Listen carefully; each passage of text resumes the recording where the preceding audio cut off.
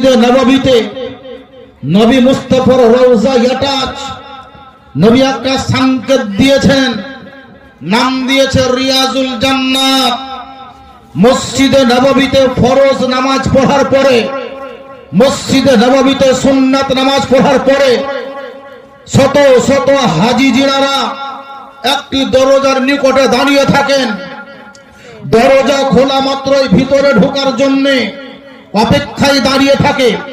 আমিও কয়েক ঘন্টা মসজিদে নববীতে ওই দরজায় দাঁড়িয়েছিলাম।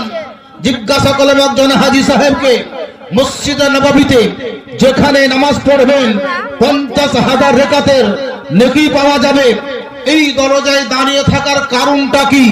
কেনই বা দাঁড়িয়ে আছেন? আপনি তো একজন হাজি, আপনি তো হজ করতে এসেছেন, আপনি তো বড় টাকা খরচ করেছেন। অন্য জায়গায় নামাজ পড়তে গেলে 50,000 রাকাতের নেকি